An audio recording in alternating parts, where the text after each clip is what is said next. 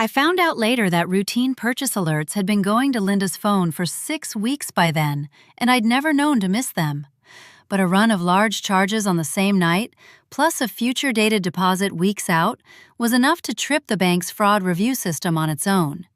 And that system calls whoever is listed as the account's primary holder, regardless of where the everyday alerts go.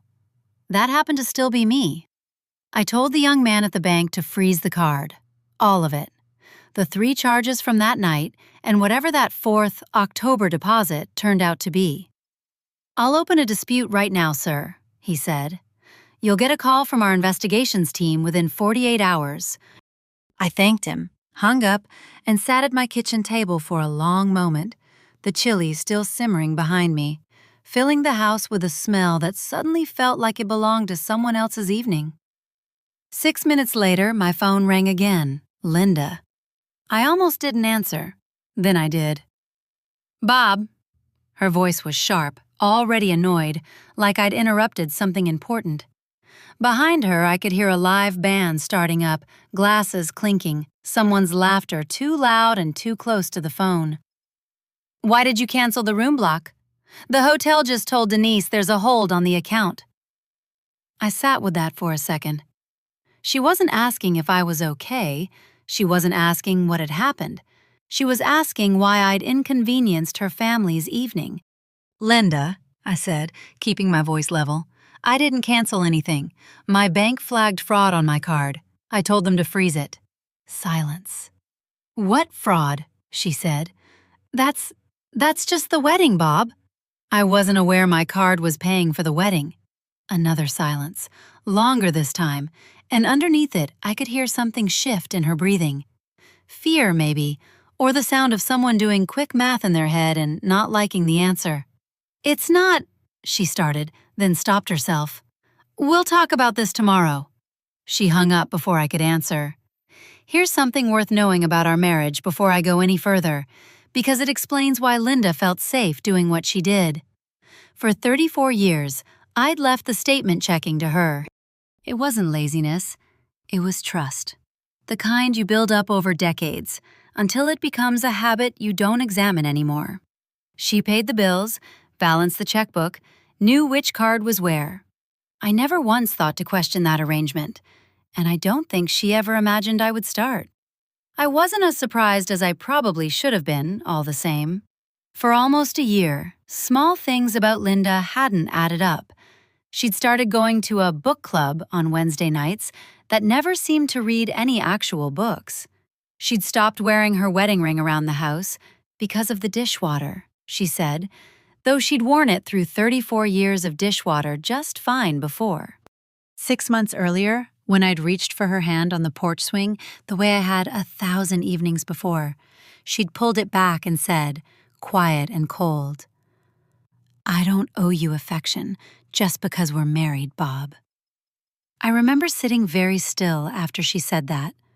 Not because I was angry, though I was, but because for the first time in 3 decades, my wife had said something to me that made it clear she'd stopped seeing our marriage as something we were building together and started seeing it as an obligation she was managing. A man raised the way I was raised doesn't make a scene. My father worked 40 years at the same feed store in Sallisaw, Oklahoma, and I never once saw him raise his voice at my mother, even on the bad years. He used to say, "Bob, the man who yells has already lost the argument." I believed that then. I believe it more now. So I didn't yell at Linda. I didn't accuse her.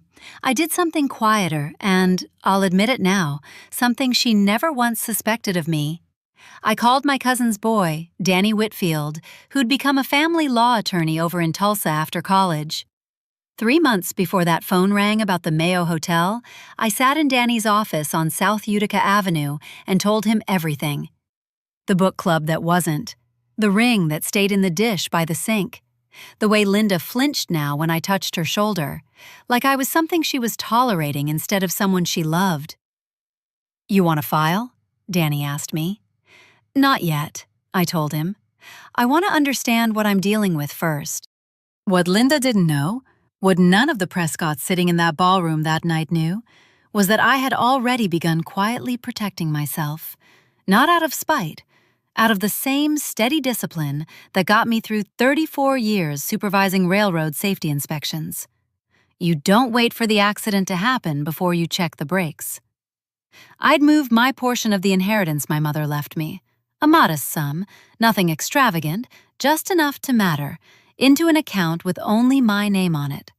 I'd started keeping copies of our bank statements in a folder at Danny's office, instead of at home. I'd quietly begun restoring my grandfather's old fishing cabin out past Grand Lake, the one that had sat empty since he passed, doing the work myself on weekends I told Linda I was puttering around the hardware store. I wasn't hiding money from her out of greed. I was making sure that whatever came next, I wouldn't be standing in the rain with nothing, the way I'd watched happen to men I knew. Good men, trusting men, who never once imagined their wives would let them fall.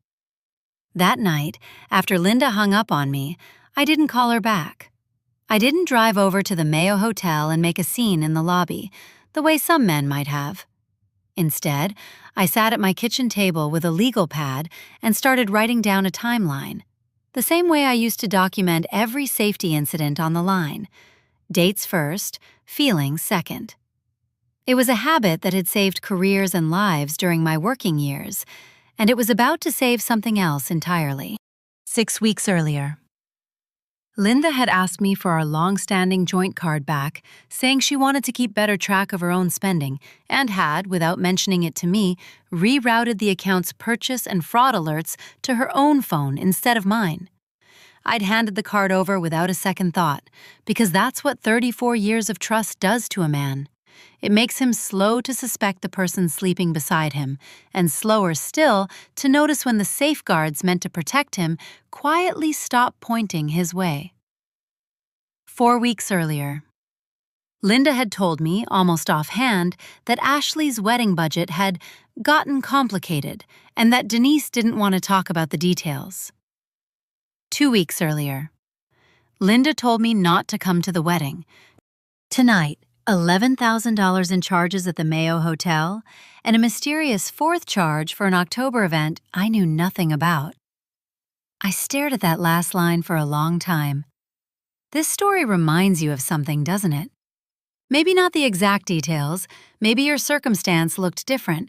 A canceled credit card instead of a wedding, a girls' trip instead of a book club, but I bet more than a few of you watching tonight know exactly what it feels like to realize, all at once, that the person you built a life with has started building a second one right alongside it, and simply forgot to tell you that you weren't invited to that one either. There's a particular kind of loneliness that comes from being married and unseen at the same time, and I don't think people talk about it enough. It isn't the same as being single.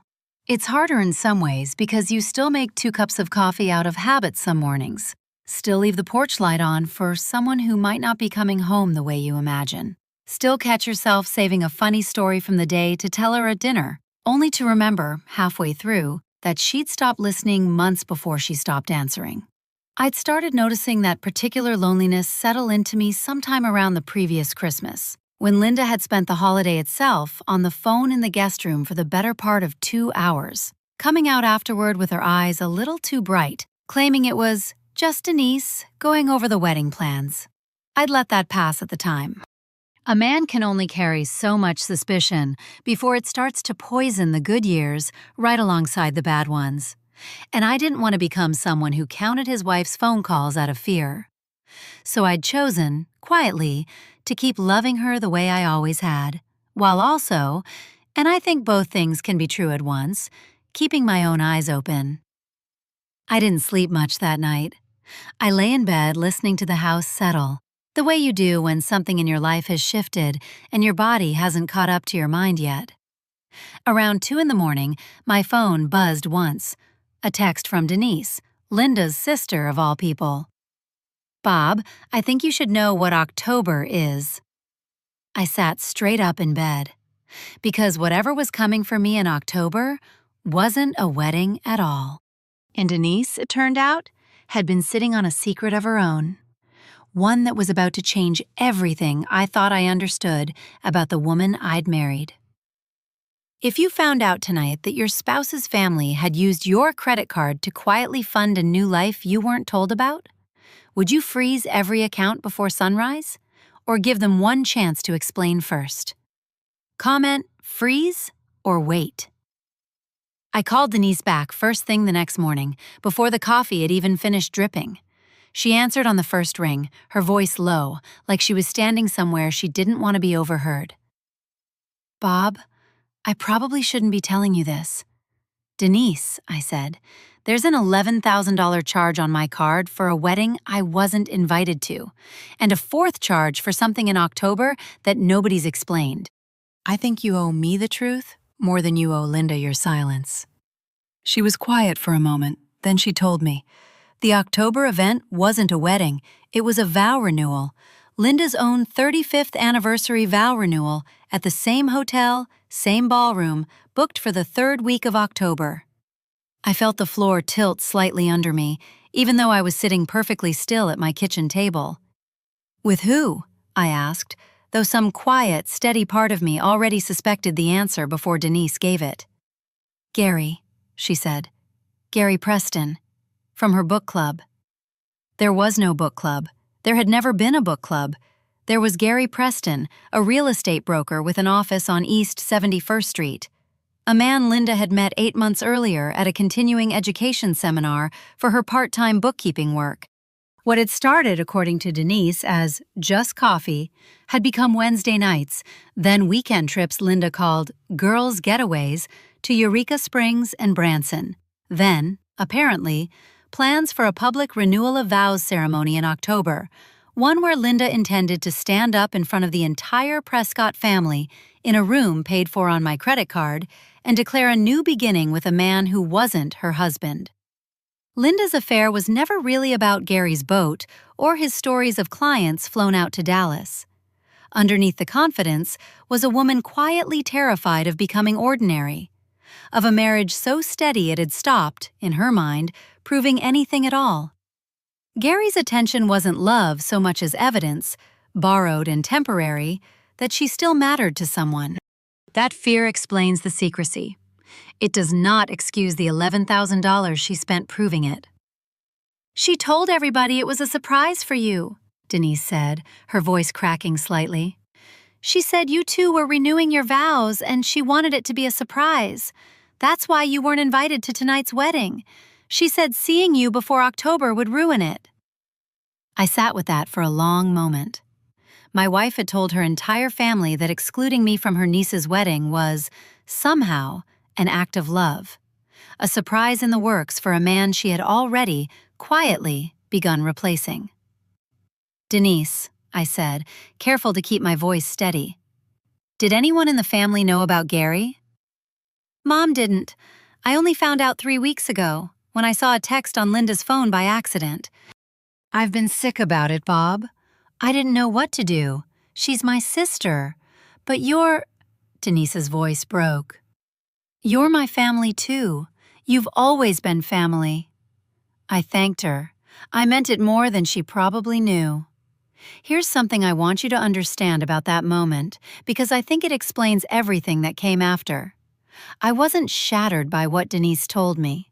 Some part of me, the part that had spent 3 months quietly moving my inheritance into its own account, restoring an old cabin, sitting in Danny Whitfield's office building a paper trail, had already made peace with the shape of what was coming. What surprised me wasn't the affair. What surprised me was the audacity. Linda hadn't just betrayed our marriage.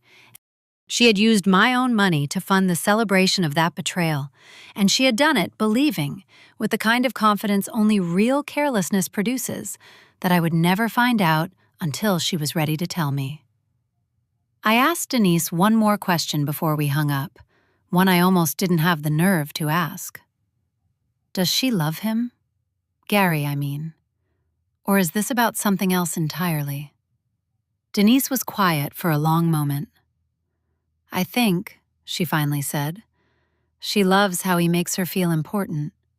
He's got the big office, the boat, The stories about clients flying him out to Dallas for closings.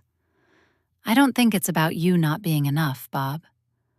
I think it's about her deciding, somewhere along the way, that steady wasn't exciting, and she went looking for exciting, without ever stopping to ask whether it was real.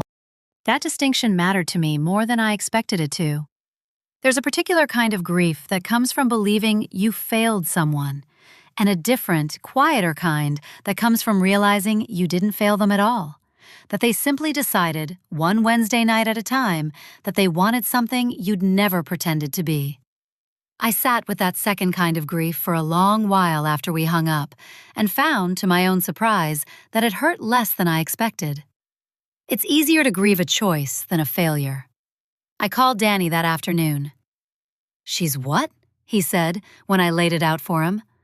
"Booking a vow renewal, with another man, on my credit card."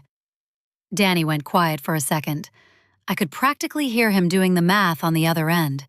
"Bob," he said slowly, "I need you to tell me something, and I need you to be honest with me. Is your name still on the deed to the house?" "Yes." "Is it still on the joint checking account?" "Yes, but I moved most of what mattered into my own account months ago." "Good," he said. "Very good. Now, is Linda's name on the deed to the cabin at Grand Lake?" I paused. "No, that's always been mine, from my grandfather. She's never had any claim to it." "Even better," Danny said. "Bob, I've had a lot of clients come to me after their spouse already had the upper hand, moved money, hidden assets, lawyered up months before the other person even suspected trouble. You did the opposite. You saw this coming, and you protected yourself the right way, quietly, honestly, without hiding a single dollar you weren't entitled to. That matters more than you know." I sat with the phone against my ear for a long moment, looking out my kitchen window at the porch swing Linda and I had sat on together for over 3 decades, and I felt something I hadn't expected to feel in the middle of discovering my wife's affair. I felt calm. Not because it didn't hurt. It hurt more than I've let most people see, even now, telling you this story.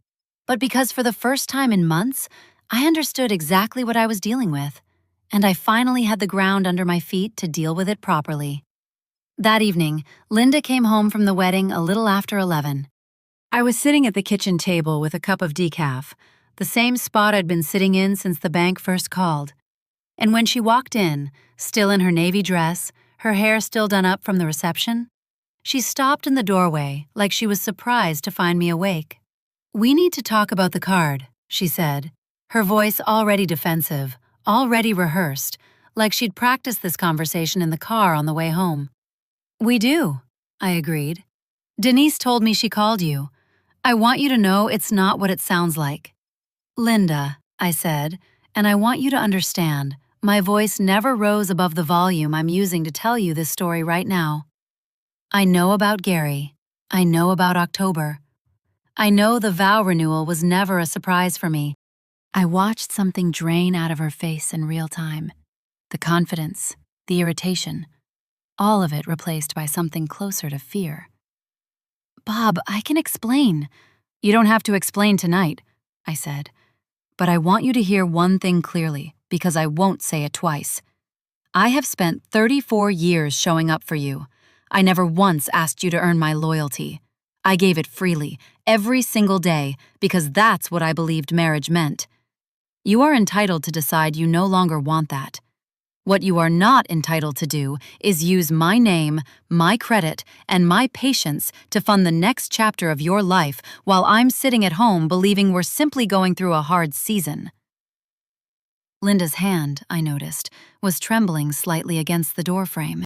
She didn't say anything for a long moment. When she finally spoke, her voice was smaller than I'd heard it in years. "How long have you known?" "Abbott? Since about 11 o'clock last night. About us not being what I thought we were? A little longer than that." She sat down slowly across from me at the table where we'd eaten 10,000 ordinary dinners together. And for the first time in months, I watched my wife look genuinely uncertain about what came next. The tremble in her hand told me more than her words did. Linda had spent months rehearsing a version of this conversation where she controlled the reveal, where I learned about Gary on her timeline, softened by whatever explanation she'd already written for herself. Watching that script collapse in real time wasn't really the fear of losing me. It was the fear of losing the story she'd built about who she still believed herself to be. "What do you want, Bob?" I thought about that question for a long moment before I answered it because I wanted to give her the truth, not the anger. "I want you to pack a bag," I said quietly. "I think you should stay somewhere else tonight. And tomorrow, I think we should both call our lawyers." I watched her flinch at the word lawyers, as if she'd expected me to beg or shout or fall apart the way she must have imagined a devoted, overlooked husband would fall apart when the truth finally reached him. I did none of those things. Because what Linda hadn't understood, what she was only beginning to understand, sitting across from me at that kitchen table with her mascara starting to blur at the corners of her eyes, was that the quiet, steady man she'd stopped seeing months ago hadn't been standing still this whole time. He'd been getting ready. And the ground she thought she was standing on was about to shift beneath her in a way she never saw coming. Linda didn't leave that night. She asked to stay, said she needed time to think it through, and, because I am, above all things, a patient man, I let her sleep in the guest room while I sat awake in our bedroom, listening to the house breathe around me the way it had for 34 years, trying to understand how a marriage could end so quietly after starting so loudly.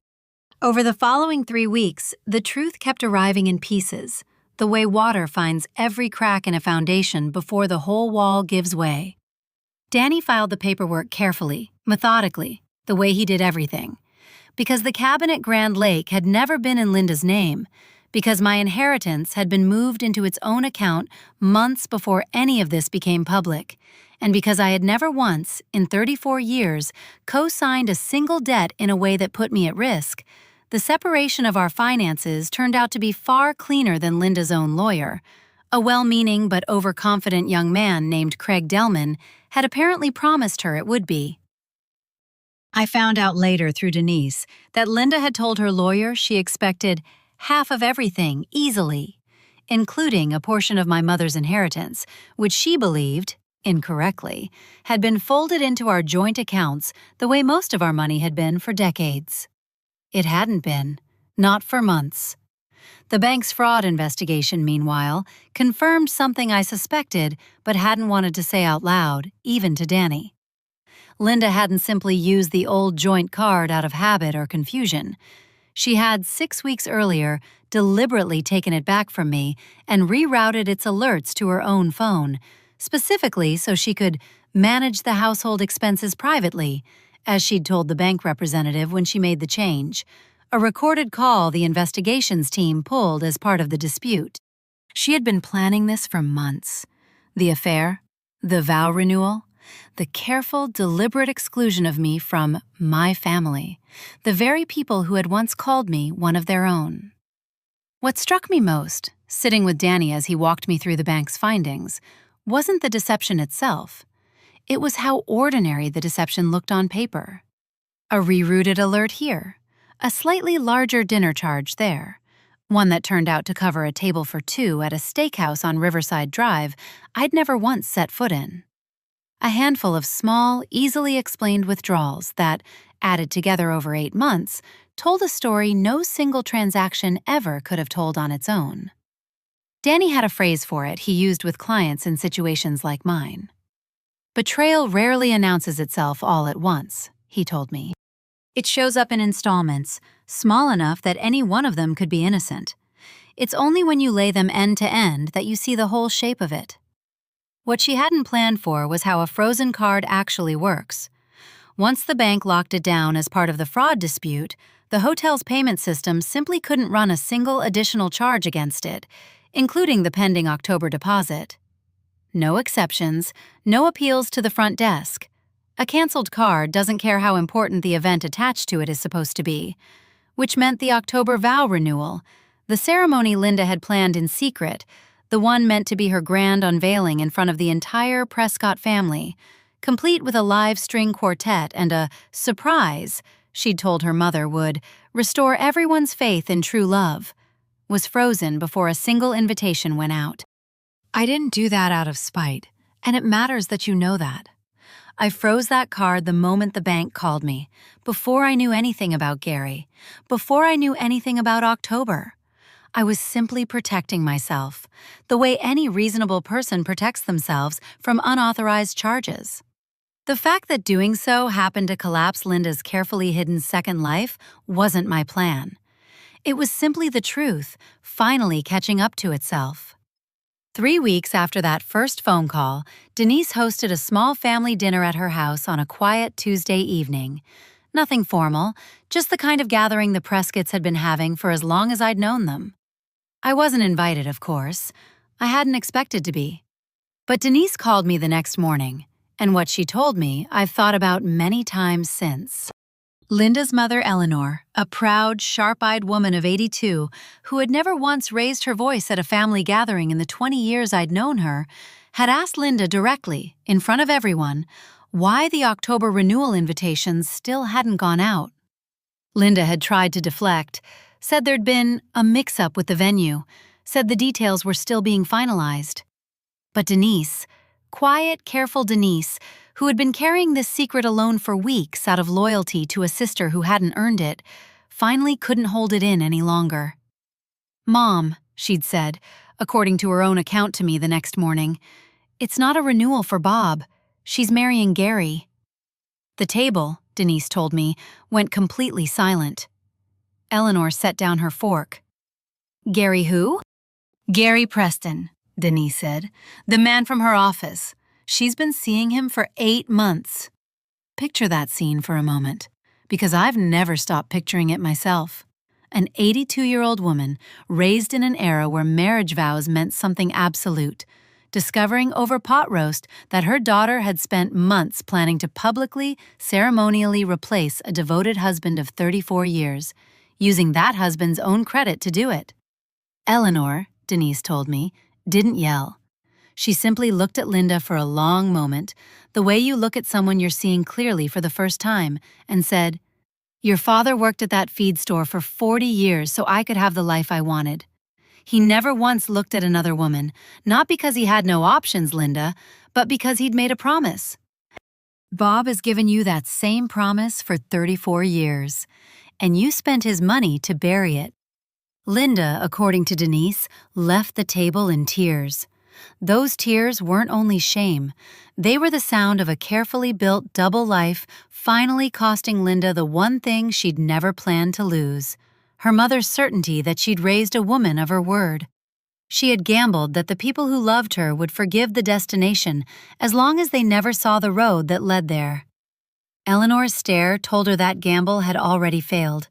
I felt something complicated when Denise told me this. Not satisfaction, exactly. I never wanted my wife humiliated in front of her family. I never wanted this at all. But I did feel, for the first time in months, that the truth had finally found the room it deserved to be spoken in. The bank's investigation concluded a week later. The charges were formally reversed as unauthorized use, the joint card itself was closed permanently, and, because Linda's own lawyer had, by this point, reviewed the actual account histories rather than relying on assumptions, the divorce settlement negotiations shifted dramatically. What Craig Delman had promised his client would be an easy 50-50 split of everything turned into a far more modest, far more accurate division of only the assets that had genuinely been shared. The cabin at Grand Lake stayed mine. My mother's inheritance stayed mine. The house, which we'd bought together in 1994 and which held 30 years of ordinary Tuesdays, would be sold.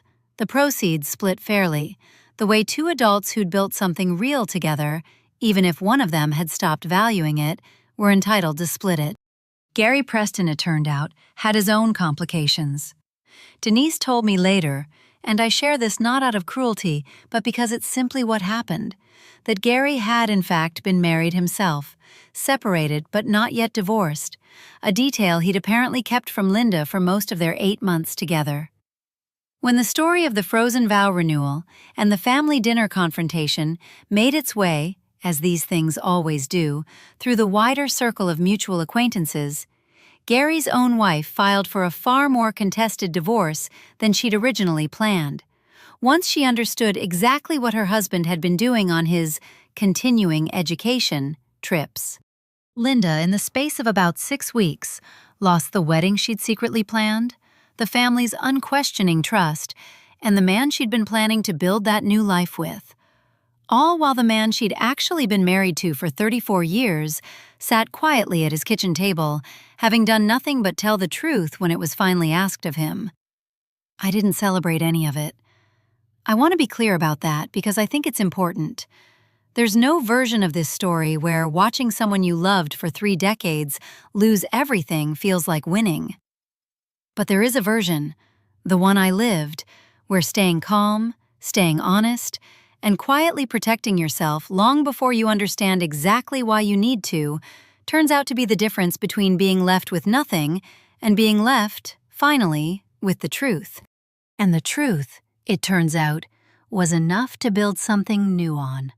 The divorce was finalized on a gray Thursday morning in late January in a courtroom on South Denver Avenue that felt far too small and far too quiet for something that had taken 34 years to arrive at.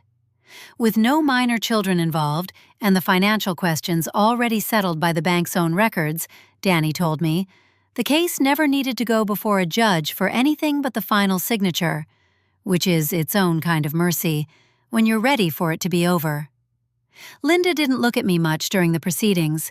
She'd lost weight over those months, the kind of weight that comes from stress rather than discipline, and there was a tiredness around her eyes I hadn't seen even in our hardest years together. When it was over, when the judge signed the final decree and the whole thing was, legally speaking, finished, she lingered by the courtroom door for a moment as I gathered my coat. "Bob," she said quietly, "I'm sorry.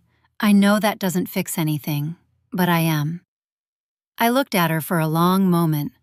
I'd imagined this conversation 100 different ways over those months, sometimes with anger I never let myself feel, sometimes with a kind of grief I still carry, quietly, in ordinary moments even now. But standing there in that hallway, all I felt was something close to peace. "I believe you," I said. "I hope you find whatever it is you were looking for, Linda. I really do." I meant it. That's the part people find hardest to believe when I tell this story, but it's true. Wishing someone well doesn't mean pretending they didn't hurt you. It just means you've decided not to let their choices live rent-free in the rest of your life. The months that followed asked something different of me than the months before them had. Where the crisis had required careful documentation and quiet resolve, the aftermath required something harder. Learning how to be a man alone in a house built for two, without letting that solitude curdle into bitterness. I want to tell you about accountability here because I think it matters, and because I think it's the part of this story that separates a genuine repair from a performance of one. Eleanor called me about a month after the divorce was finalized. She was 82 years old, proud as ever, and it must have cost her something to make that call. "Bob," she said, "owe you an apology I should have given you months ago. I let Linda's version of things sit in my house for years, at my dinner table, and I never once asked you directly what was really going on between the two of you. I should have. A mother-in-law who really loves her son-in-law asks the hard questions, even when they're uncomfortable." I told her she didn't owe me anything. She disagreed, gently but firmly, the way I imagined she'd disagreed with plenty of people over 82 years. "I do," she said, "and I want you to know something else. You're still welcome at my table, Bob, whenever you'd like to come. That was never conditional on Linda." Eleanor's silence over the years hadn't come from indifference. It came from a widow's quiet fear of losing the one daughter still close enough to drive her to appointments and answer the phone at midnight. Choosing not to ask the hard questions had felt, to her, like the price of not being left alone. It took nearly losing that same daughter to a stranger's promises for Eleanor to understand that comfort bought with silence was never really comfort at all.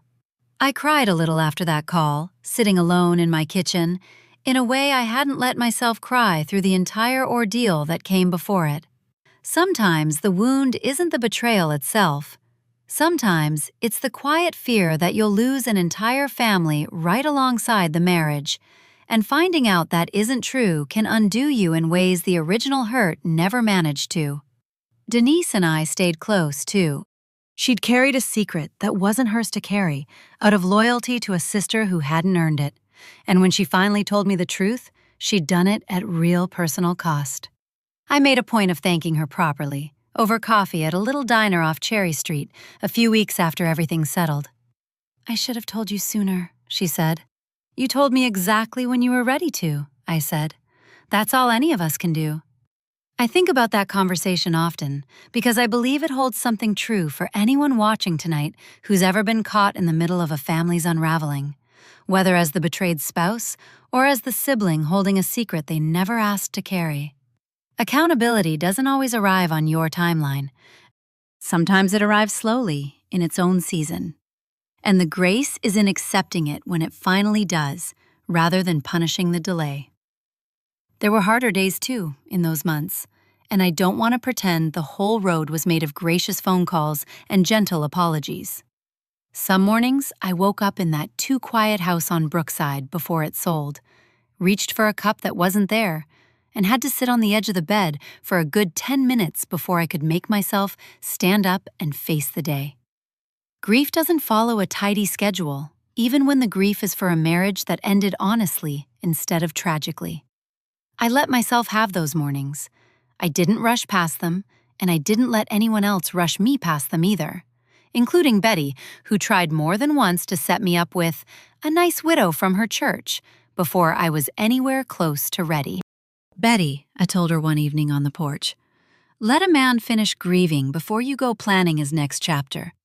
She laughed and let it drop, though not without reminding me twice more before spring. Not everyone in the story handled their part with the same honesty.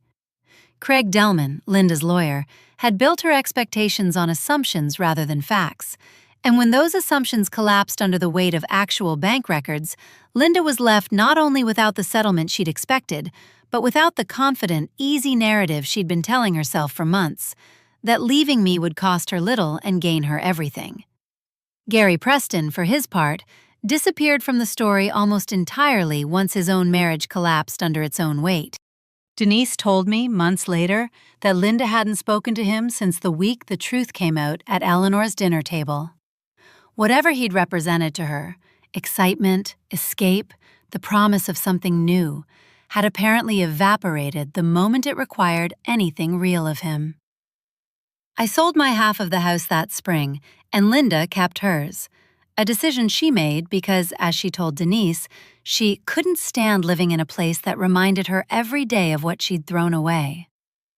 I understood that more than I expected to. Some rooms hold too much truth to keep living inside comfortably. I moved out to the cabin at Grand Lake full-time, the one my grandfather had built with his own hands 60 years earlier, the one I'd spent quiet weekends restoring while Linda was building a life she thought I'd never discover. There was something fitting about that. The place I'd protected without fully understanding why became the place that held me while I healed. Betty Simmons, my old neighbor back in Brookside, still calls me every couple weeks. "You eatin' enough out there, Bob?" she'll ask, the same way she's asked for 20 years. I tell her I am. I usually am. What I learned in those months of accountability and quiet rebuilding wasn't really about Linda at all in the end. It was about the difference between being loved and being needed. For 34 years, I had confused the two, believing that my steadiness, my usefulness, my willingness to show up without complaint was the same thing as being cherished. It isn't. Being needed is what happens when you make yourself indispensable to someone's comfort. Being loved is what happens when someone chooses you, freely, again and again, not because it's convenient, but because they genuinely want to. I had spent decades being needed. I was about to discover, out at that cabin on Grand Lake, what it felt like to be loved instead. This story reminds us that love without a little verification isn't really trust. It's hope wearing trust's clothing. That's a hard sentence for people our age to hear, because most of us were raised to believe that watching a spouse's spending is something suspicious people do, not something loving people do. But dignity and love were never supposed to be opposites of a little honest oversight. If you're recently widowed or newly on your own, here's something practical instead of poetic. Call your bank this week and ask them to route every purchase alert to your own phone, not just to a shared account nobody actually checks. Ask what it takes to flag anything over a few $100s for a second look. It takes about 15 minutes, and it isn't paranoia. It's the same seatbelt you'd buckle on a grandchild before a car ride, just in case. If someone new has started handling your paperwork, a grown child, a niece, a well-meaning relative who's simply quicker with computers than you are, keep one drawer, one folder, one login that stays entirely yours, and look through it every few weeks over coffee, the same way you'd check in on a garden. Not because you expect betrayal. Because gardens left unattended grow weeds, whether or not anyone meant them to. And if reconciliation ever knocks on your door the way it did on mine, let it earn its way back in, slowly. A phone call every single Sunday kept faithfully for months will always mean more than one long, tearful apology. None of this asks you to stop trusting the people you love. It only means loving someone and keeping half an eye on the paperwork were never supposed to be in competition with each other. My family taught me that the hard way, at 63, at a kitchen table I never expected to sit at alone. I hope you learn it a little gentler than I did. And if reconciliation with family members who stayed silent too long ever becomes possible, let it happen slowly, and let it happen through changed behavior rather than easy apologies. Eleanor didn't just say sorry to me. She picked up the phone months later and kept picking it up. That's what real accountability looks like. Not a single grand gesture, but 100 small, consistent ones. Growing older doesn't mean growing bitter.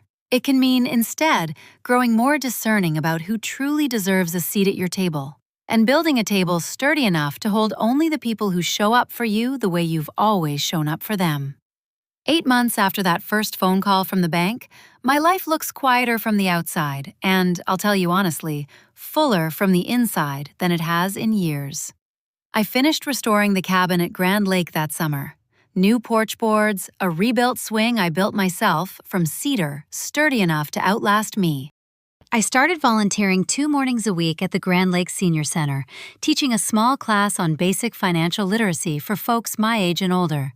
The kind of practical, unglamorous wisdom 34 years of careful living had taught me the hard way. I never use my own story as a scare tactic in that class. I simply teach people to keep their own paperwork, ask their own questions, and never let silence stand in for the truth. That's where I met Ruth Ellison, 61 years old, a retired elementary school teacher and widow herself, who showed up to my very first class because, as she told me afterward with a small, self-conscious laugh, "I've never once looked at my own bank statement, and I'm getting a little old to keep pretending that's fine." We started with coffee after class, then walks along the lake in the evenings. Then Sunday dinners, simple ones, nothing fancy. She makes a chicken and dumplings recipe her own grandmother taught her, and I've gotten fairly competent at a pot of chili, if I do say so myself. Ruth never once tried to rescue me from what happened with Linda, and I never tried to make myself indispensable to her the way I once had with someone else. At our age, I've come to believe that isn't a lack of romance. It's the purest form of it. 2 people choosing each other freely, with nothing to prove and nothing to hide. Denise visits the cabin most months, usually with a pie from the Brahms on her way through. Still the same steady, quietly loyal woman who told me the truth when it cost her something real to tell it. On one of those visits, she brought me something I hadn't expected. The place card with my name on it. The one that had sat empty at the family table all through Ashley's reception. She'd kept it in her purse for months, she said, not knowing what to do with it. until it started feeling less like evidence and more like something that belonged to me. I keep it on the windowsill above the kitchen sink now, where I can see it while I do the dishes. Not as a wound, as a reminder that a seat was always mine, even in the room where I wasn't welcome, and that I got to choose, eventually, which tables were worth pulling that chair up to. Eleanor calls every Sunday evening, same time, like clockwork, and asks after my garden before she asks after anything else.